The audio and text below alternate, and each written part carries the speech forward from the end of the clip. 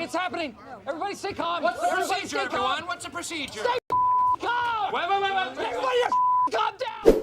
Hey, what is up guys, welcome back to the channel. In today's video we're going to be doing a showcase of Aurora in Disney Mirrorverse. Now this is the second ever tank female guardian in the game, the second one since the first one, which was Ursula. Now this is a very exciting time because it's been so long since we had a brand new guardian introduced into Disney Mirrorverse, and here we have Aurora. So we're just going to get straight into it. If you do like this video, please leave a like and subscribe for more. Follow my Twitter down in the description down below to stay updated when I do upload brand new videos. So without further ado, let's get straight into the core abilities. So Aurora is immune to attribute debuffs. Now attribute debuffs basically means it decreases a target's attributes, which is the health, the attack, the defense or focus. Now she is immune to this, so whenever you go into a fight you don't have to worry about her being affected by this debuff. So when Aurora takes damage from a heavy attack or a special ability, her shield wall activated. So what is a shield wall? A shield wall is a unique shield for Aurora that greatly decreases damage from basic and heavy attacks from melee and tank enemies. So she's going to be really good against melee and tank enemies. So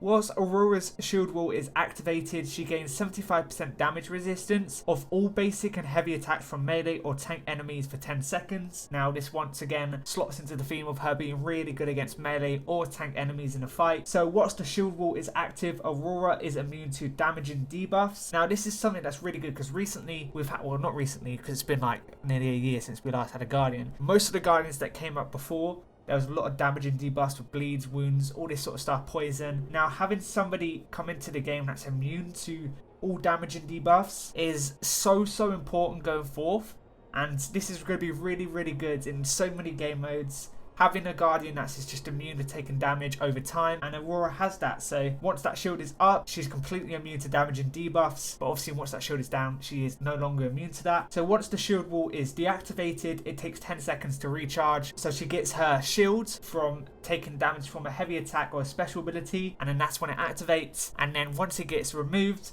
it has a 10-second cooldown before it can be reactivated again. So that is her core abilities. Now moving on to her special abilities. So Aurora strikes her combat target, dealing 400% damage and inflicts them with a knockback. So a good amount of damage and also knockback. We've seen that recently as a trending theme in new guardians coming into the game, that knockback is, you know, part of their utility, part of their kit. And once again, Aurora has that. Knockback is always going to be really good. It can stop your enemies from using their special attack and at the same time clear the enemies from around them. So Aurora also heals 2% per second for 5 seconds. So in total this is 10%. She heals every time she uses her special ability. So Aurora's shield wall activates. If shield wall was already active, its timer is refreshed. If shield wall was in cooldown, the cooldown is cancelled. So basically, if she already has a shield wall, the time will be reset, and if she doesn't have it, she'll instantly gain it. So that's her special abilities. Some good stuff there, good heal, and you also reactivate your shield wall. So moving on to the signature ability, when Aurora's shield wall cooldown ends, she heals 10%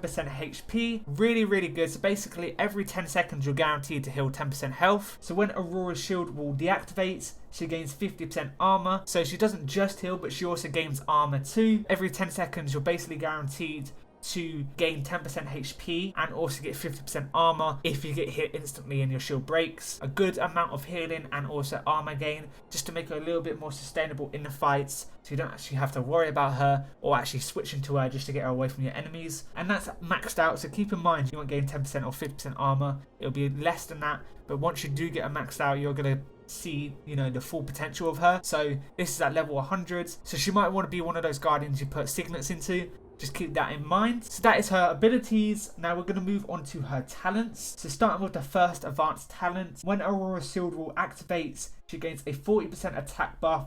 Once Aurora's shield wall deactivates, she gains a 40% defense buff. She's going to have more damage when the shield activates, and then when your shield breaks, you're going to get that 40% defense buff. So you're still protected even though you do not have your shield on no longer. So yeah, this is really good advanced talent. It gains more attack, and at the same time when your shield breaks and you're vulnerable, you have this 40% defense buff applied to you. So moving on to the second advanced talent, when Aurora's shield wall is active, whenever she prevents a attribute debuff, she gains a 20% defense buff for 10 seconds. Now this can stack up 3 times to 60%. Just another way to gain this defense buff, and her being immune to attribute debuffs. If you're going against anybody that applies attribute debuff to you, she's going to gain so much defense buff and she's going to become an absolute tank. So whilst Aurora's shield wall is inactive, Whenever she prevents a attribute debuff, she gains 5% armor. There isn't actually a max stack on this, so I guess you can just keep gaining it. Once again, if you do not have your shield, you're going to gain armor every time a attribute debuff is applied to you, and if you do have your shield on, you're going to gain 20% defense debuff up to 3 times. So whilst Aurora's shield wall is active, Aurora's special ability lures all enemies for 5 seconds, so that gets all your enemies away from all your other guardians in a fight. It's really good in case you get into like a sticky situation where your melee guardian is about to die and you're getting spawned by enemies, and then you activate your special using Aurora and all the enemies go towards Aurora, so you just can get out of bad situations. So whilst Aurora's shield wall is inactive, her special ability heals an additional 300% HP. That is a lot of healing, so it's a good safety net just in case you're getting destroyed. You're going to be attracting enemies through the lore, but you're going to be gaining so much health through your special ability, so you can kind of like counteract it a bit, where you know you can get hit, but at the same time you're just going to gain so much health back. So this is another good advanced talent. I would recommend putting this one on too. Probably this one and the last one's probably the best two to run. And then moving on to the elite talent, when melee or tank enemies hit Aurora with a basic attack while shield wall is active, there's a 20% chance to inflict the enemy with a stun debuff that lasts for 1.5 seconds. When Aurora's shield wall deactivates, Aurora inflicts all enemies with a knockback. So once again, another way to gain knockback, and at the same time another good way to defeat the melee and tank guardians by inflicting stuns on them. We all know melee guardians are so aggressive towards you, so you know, just stunning them for a few seconds, it's going to be so helpful in fights. She has got a load of utility, and that's just what makes her look so good on paper. I don't know how this is going to be when it comes to her in game and actually playing her, but the way it looks right now, she does look really good. Now moving on to her traits, she's medium, royalty, lawful and featured. Decent traits, not too bad, but you know, the main thing here is her actual abilities, and those talents are so good. So what's my overall thoughts just looking at Aurora right now? It's been so long since we last had a good tank guardian in the game, and I am very excited for her to come. So let me know what you think down below. In the next week or so, I'm going to be releasing a video of her gameplay and just breaking it all down like I usually do. If you did like this video, please leave a like and subscribe for more, and I'll see you in the next one. Peace out.